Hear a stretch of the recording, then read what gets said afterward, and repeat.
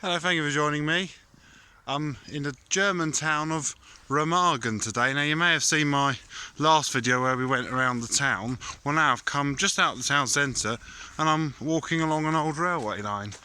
It's very quiet because it's a certain day of the year. If you want to know what day of the year I happen to be filming this on, then watch the Remagen video where I tell you. But anyway, so we're coming along an old railway. Now, this bank they're walking up seems quite steep, so I wonder if where I was standing, this section here, was possibly either a viaduct or it was an embankment that carried on that way, and they've gradually levelled it down to make an even slope to walk along. I'm not sure, but I can tell you where we're coming to. We're coming to a rather unusual bit of old railway line. It's only about a mile long, this former disused line. It started over there on the main line that runs up the west bank of the Rhine, and you might just be able to see the Rhine through the trees. That hill you can see over there is the east bank. Where's another line? It was a link between the two, and we're just coming up to the remains of possibly one of the most famous bridges no longer with us.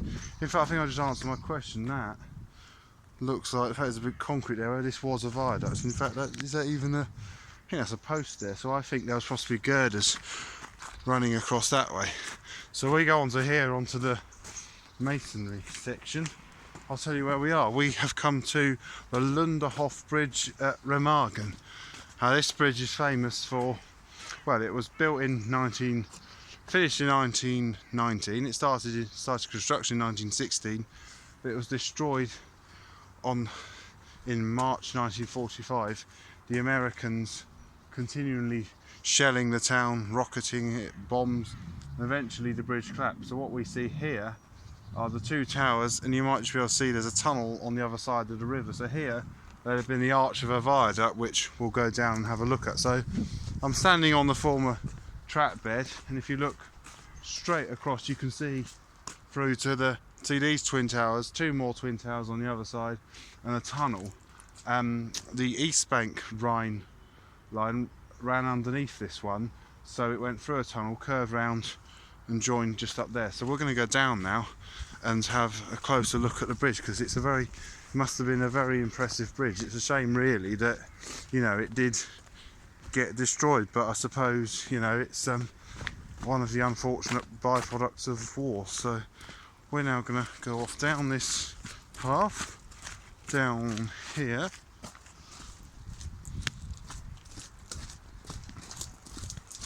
You can see a minute ago we were just up there where that fence is.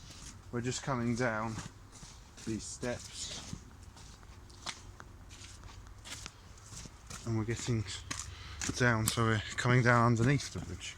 Now what I've noticed here is what looks like there must have been an arch has collapsed. Can you see that masonry? I think, you know, should be horizontal. So this arch here has collapsed, whether that was during the main collapse of the bridge or whether that was a later date. But here, the fact that the bridge is partly destroyed, we can actually see its construction. So standing here, there must have been a big arch here. So as I say, I'm not sure if it was girders beyond there or more arches or an embankment.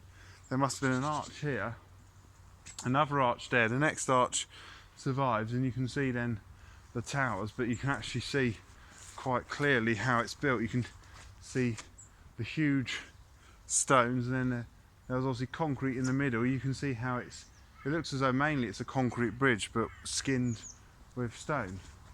As we come down here, we can actually go under the remaining arch.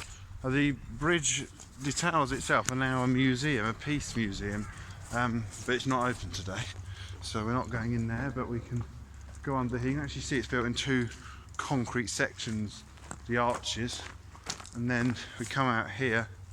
There's just a bit of waste ground over here, but you can see the other tower. So perhaps one day I'll come back on a day the museum's open and perhaps go and have a look, see what's inside. I'm sure it's very interesting, but we're going to now go down to the Rhine itself and see where the actual main girder bridge would have stood.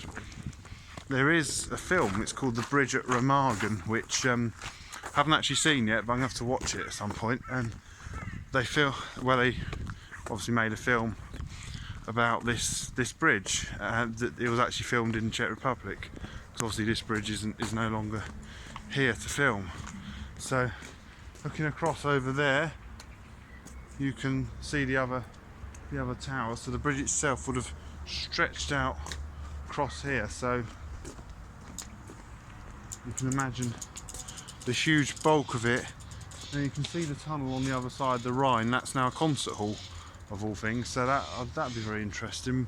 I don't think I'm going to get over there at the moment, but at some point, if I come here again, I may possibly go to the other side of the Rhine and see that. So between the tunnels, the actual trains would have ran between the towers, sorry.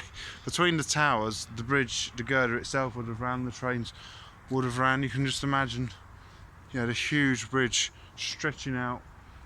It was probably over 1,000 feet long. It was, you know, it was huge. So it's a shame it's no longer with us. I think what you see there, that's the remains of perhaps a platoon bridge, or whether it was like another service bridge. I don't know. I've tried to see how to get onto it, but it doesn't seem an easy way. I saw some lads on it yesterday, but they must have climbed through quite a bit of undergrowth. So we're not going on that. We're going to now come down, have a closer look at the Rhine.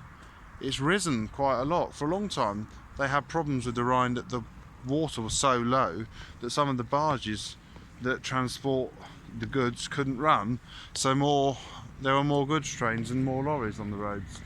But thankfully the Rhine is back to its proper height. I just hope it doesn't rise anymore and end up flooding. But to give you an idea, it's very rare I'd tell you to look at graffiti in one of my videos, because it's not really something I'm particularly like, but if you do look at that graffiti, you can see how the water's lapping up against it. So a few feet of water must have been down so that the graffiti vandals could get down there to do it. So the bridge would have stretched out here. It must have been an amazing sight. Over there is the East Bank line goes down the Rhine, which you know, it's always when you want a train to come along. One hasn't come along, but it seems that one gets the majority of the freight and the lesser passenger services. The majority of the express passenger services use the West Bank, although now there's a high-speed line from Cologne down to Frankfurt. Quite a lot of the long-distance trains use that, but trains do also, you do get ICEs, that's the German City Express, using this line, and occasionally they get diverted onto that side. So now there's a bridge at Cologne. The next bridge down over the Rhine is at Koblenz, which is a very pleasant city, and it's somewhere I shall visit later on. And whether I'll do a video from now, I don't know, but I'll certainly take lots of pictures and put them on. There's one other thing I'd like to, it's where the viewers come in, where you can help me. If you look at the towers on that side, up above there's a cross, and you can go up there. I can see someone up there, but can you see halfway between there is a hole, a cave of some sort. I don't know what that's for, whether that's a natural thing or whether it's man-made, but if anyone watching does know, if you'd like to comment and tell me, I'd really appreciate that.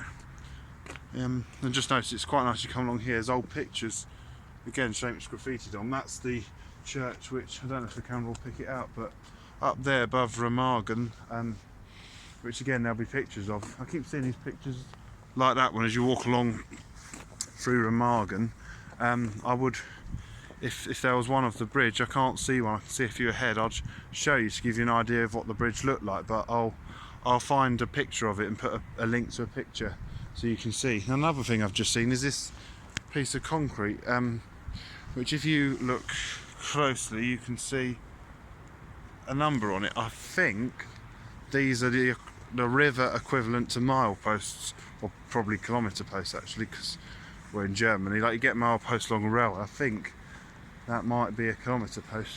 And just over there is one of the cargo barges coming down the Rhine. So they were the sorts of cargo barges which couldn't run when the water was low. So hope you enjoyed this video. I hope you enjoyed seeing what remains of the bridge at Remagen. Maybe at some point in the future we'll go over the other side, but not just yet anyway. So watch the film as well, because it'll explain the story in a more, you know, trying to think what the word is, you know, you'll see actors obviously acting it out, and you actually see the bridge itself collapse. I mean, you can imagine the splash as the bridge collapsed. You know, they were trying to mend it to stop it from collapsing because it had all these shells at it.